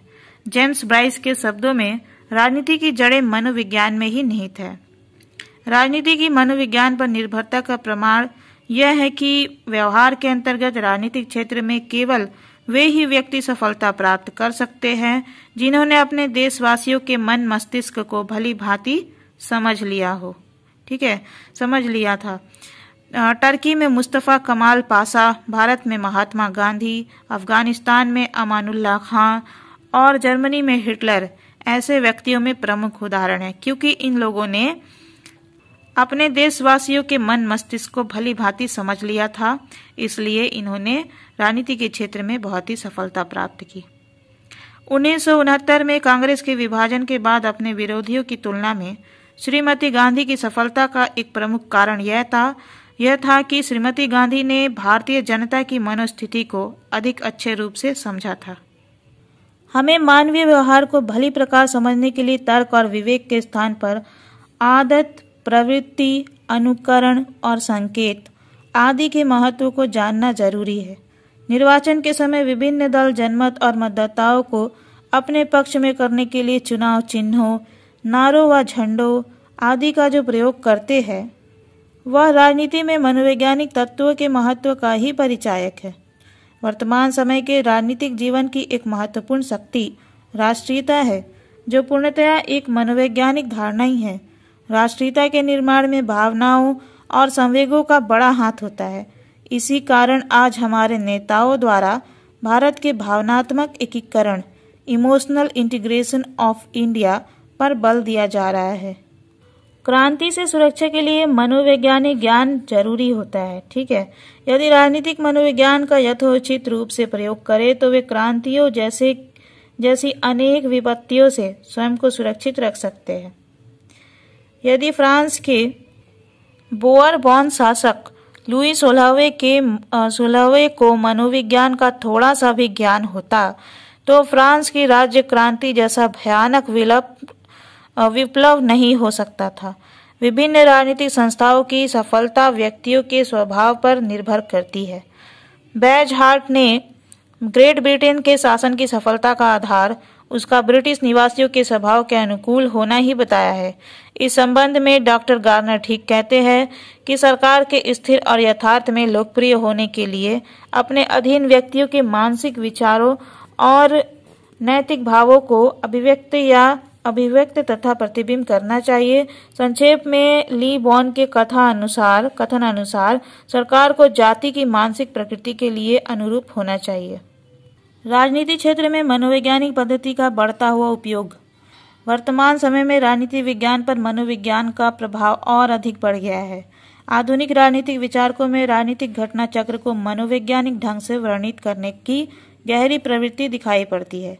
विचारकों का एक वर्ग जिसमें बैजहॉट, ग्राहम वालस और मैकडूगल, एमिल टार्डे, दुर्खिम, ली बॉन आदि के नाम लिए जा सकते हैं। इनका विचार है कि राजनीति को मन के सापेक्ष में ही समझा जाना चाहिए और इन विचारकों द्वारा राजनीतिक समस्याओं के मनोवैज्ञानिक हल प्रस्तुत करने का प्रयत्न किया गया है। बारकर कहते हैं, मानवीय क्रियाओं की उलझनों को सुलझाने के लिए मनोवैज्ञानिक कुंजी का प्रयोग आज के दिन का चलन बन गया है। यदि हमारे पूर्वज प्राणी वैज्ञानिक दृष्टि से सोचते थे तो हम मनोवैज्ञानिक दृष्टि से। इस संबंध में यह स्मरणीय है यानी याद रखने योग्य है कि राजनीति विज्ञान जन मनोविज्ञान से ही घनिष्ठ रूप से संबंधित है, व्यक्तिगत मनोविज्ञान से नहीं। ठीक है, व्यक्तिगत माने किसी एक व्यक्ति के मनोविज्ञान से नहीं, बल्कि जन मनोविज्ञान, पूरे समूह समाज के मनोविज्ञान से घनिष्ठ रूप से संबंधित है राजनीति विज्ञान। राजनीति विज्ञान मनोविज्ञान से संबंधित है, अभी तक तो आप जान चुके, समझ चुके। अब देखिए, जानते हैं कि राजनीति विज्ञान के मनोविज्ञान को देन, राजनीति विज्ञान ने मनोविज्ञान को क्या दिया, इसके अध्ययन में किस तरह इसकी मदद की। यदि एक ओर राजनीति विज्ञान मनोविज्ञान पर निर्भर है तो दूसरी ओर वह मनोविज्ञान को अग्र रूप में प्रभावित भी करता है। ठीक है, किस प्रकार प्रभावित करता है राजनीति विज्ञान मनोविज्ञान को? मनोविज्ञान को सामग्री प्रदान करना। राजनीति विज्ञान जो है मनोविज्ञान को सामग्री प्रदान करता है। राजनीति विज्ञान मनोविज्ञान को सामग्री प्रदान करता है। मनोविज्ञान राजनीतिक तथ्यों का मानसिक अवस्थाओं के प्रसंग में विश्लेषण करता है। राजनीति विज्ञान से प्राप्त जो सामग्री होती है मनोविज्ञान के लिए पर्याप्त रुचिकर है और इससे मनोविज्ञान समृद्धि को प्राप्त करता है। राजनीति जन मनोविज्ञान को प्रभावित करती है। एक देश में शासन व्यवस्था का जो रूप और सरकार का जो संगठन होता है उसका व्यक्तियों के सोचने, विचारने और व्यवहार के ढंग पर प्रभाव पड़ता है। राजतंत्र और प्रजातंत्र के अंतर्गत रहने वाले व्यक्तियों के सोचने के ढंग में आवश्यक रूप से अंतर होता है। ठीक है, यानी राजतंत्र और प्रजातंत्र के में जो लोग रहते हैं उनमें सोचने के जो ढंग होते हैं उसमें अंतर पाया जाता है। अतः राजनीति संस्थाओं के ज्ञान के अभाव में मनोविज्ञान का अध्ययन अधूरा ही रह जाता है। निष्कर्षतः राजनीति विज्ञान तथा मनोविज्ञान में अत्यंत घनिष्ठ संबंध है। अब अंतर क्या है इन दोनों में, राजनीति विज्ञान और मनोविज्ञान में? ये दोनों शास्त्र एक दूसरे से संबंधित होते हुए भी कई बातों के संबंध में एक दूसरे से भिन्न है। अध्ययन क्षेत्र की दृष्टि से किस प्रकार ये भिन्न है? मनोविज्ञान समस्त मानसिक क्रियाओं का अध्ययन करता है, चाहे उनका संबंध आर्थिक, धार्मिक, सामाजिक या राजनीतिक किसी भी क्षेत्र से हो। लेकिन राजनीति विज्ञान जो है मनुष्य की विशेषता केवल राजनीतिक क्रियाओं का ही अध्ययन करता है। प्रकृति की दृष्टि से भी मनोविज्ञान राजनीति विज्ञान से भिन्न है। मनोविज्ञान मानव व्यवहार और स्वभाव की यथार्थ स्थिति से ही संबंध रखता है, मूल्यों या आदर्शों से नहीं। राजनीति विज्ञान जो है यथार्थ स्थिति के साथ साथ आदर्श का भी विवेचन करता है। आधारभूत दृष्टिकोण से क्या भेद है मनोविज्ञान और राजनीति विज्ञान में? मनोविज्ञान आदिम असभ्य जीवन की प्रवृत्तियों के माध्यम से वर्तमान समय के सभ्य और सुसंस्कृत जीवन की प्रवृत्ति को समझने की चेष्टा करता है, लेकिन राजनीति विज्ञान में मनुष्य को सभ्य, सामाजिक और विवेकशील मानते हुए उसका अध्ययन किया जाता है। कैटलिन के अनुसार मनोविज्ञान मानसिक क्रियाओं का अध्ययन है, लेकिन राजनीति विज्ञान संकल्प द्वारा किए गए कार्यों का अध्ययन है। इस प्रकार राजनीतिक ज्ञान प्राप्त करने में मनोविज्ञान ने पर्याप्त सहायता प्रदान की है, लेकिन इसके साथ ही राजनीति में मनोवैज्ञानिक पद्धति के प्रयोग की सीमाएं हैं। अब आप लोग जानेंगे राजनीति विज्ञान और दर्शन शास्त्र में संबंध, अंतर और कैसे एक दूसरे के अध्ययन में यह अध्ययन सामग्री उपलब्ध कराते हैं, एक दूसरे पर निर्भर है या फिर एक दूसरे को सहायता प्रदान करते हैं। दर्शन शास्त्र जीवन और जगत की प्राकृतिक तथा उसकी मूल संबंधी मानव की खोज से संबंधित शास्त्र है। दर्शन शास्त्र जो है फिलॉसफी उन सिद्धांतों का अध्ययन करता है, स्टडी करता है जिनका प्रतिपादन सृष्टि, जीवन और जगत के संबंध में किया गया है। राजनीतिक जीवन और राजनीतिक विश्व जिसका अध्ययन सामान्यतः राजनीति विज्ञान का विषय है, उस विश्व का एक ही भाग है जिसकी प्रकृति और जिसके मूल की खोज दर्शन शास्त्र के अध्ययन का विषय है। इस दृष्टि से दोनों विषयों का परस्पर संबंधित होना नितांत स्वाभाविक है। इन दोनों विषयों के आपसी संबंधों की विवेचना जो है निम्न प्रकार है। राजनीति विज्ञान और दर्शन शास्त्र में आपसी घनिष्ठता, उद्देश्य की समानता। राजनीति विज्ञान और दर्शन शास्त्र के उद्देश्य में क्या समानता है? दर्शन शास्त्र का उद्देश्य इस बात की खोज करना है कि सृष्टि क्या है, विश्व क्या है और इस सबके मूल में क्या क्या है। ठीक है। राजनीति विज्ञान का उद्देश्य भी राज्य और राजनीतिक जीवन के स्वरूप तथा उसके मूल की खोज करना है। ये दोनों विषय अपने प्रतिपाद्य विषय के मूल और उसकी प्रकृति का अध्ययन करने के लिए प्रयत्नशील है। इस प्रकार दोनों विषयों का उद्देश्य जो है समान है। अध्ययन के स्वरूप की समानता। दर्शन शास्त्र सैद्धांतिक और वैचारिक अध्ययन का विषय है। जीवन की प्रकृति और उसका मूल तत्व, चेतन अचेतन, चेतन द्वैतवाद, जड़ द्वैतवाद आदि उसके अध्ययन विषय के कुछ प्रमुख तत्व है।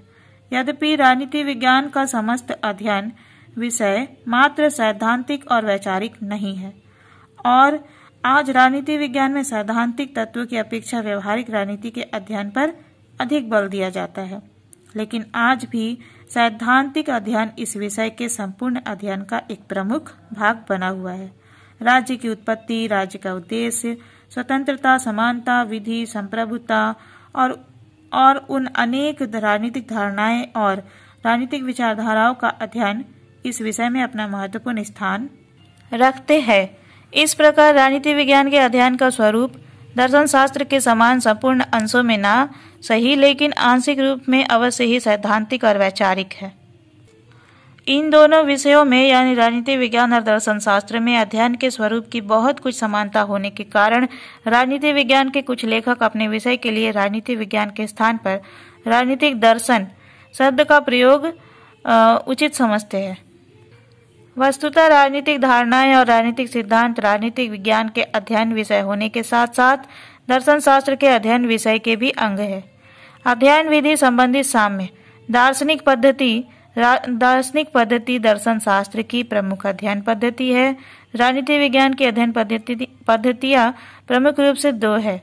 अनुभाविक वैज्ञानिक पद्धति जिसके अंतर्गत तुलनात्मक, पर्यवेक्षणात्मक और वैज्ञानिक आदि विभिन्न पद्धतियों को अपनाया जाता है, और दार्शनिक पद्धति। राजनीति विज्ञान विषय के कुछ विद्वानों विशेषतः Plato, Thomas More, Rousseau, Hegel, Green, Bosanquet आदि ने तो प्रमुख रूप से दार्शनिक पद्धति का ही प्रयोग किया है।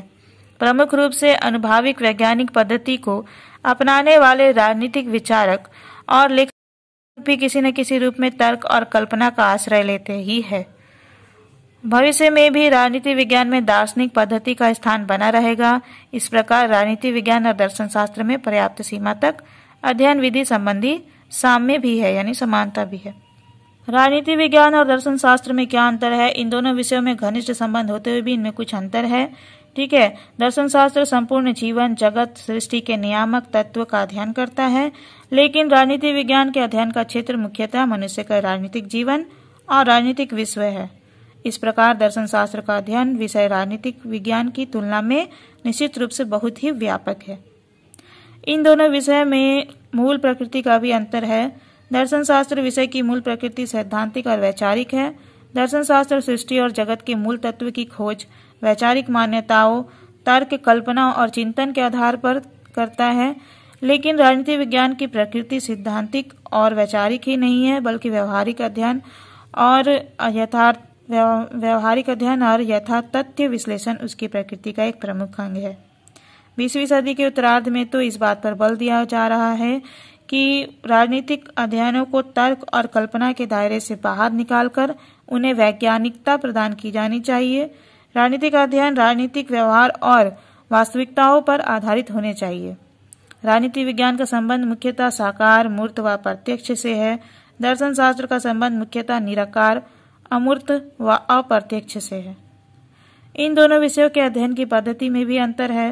राजनीति विज्ञान के अध्ययन की पद्धति अनुभाविक व दार्शनिक दोनों है और इनमें अधिक महत्व तो निश्चित रूप से अनुभाविक पद्धति का ही है, लेकिन दर्शन शास्त्र में विषय का अध्ययन केवल दार्शनिक पद्धति के आधार पर ही किया जाता है। ये चैप्टर हुआ आपका खत्म। अगर आपको जानकारी अच्छी लगी तो वीडियो को लाइक करिएगा, चैनल को सब्सक्राइब कर लीजिएगा और इसे अपने स्टडी ग्रुप एंड क्लासमेट से शेयर जरूर करिएगा। Thank you viewers for watching this video.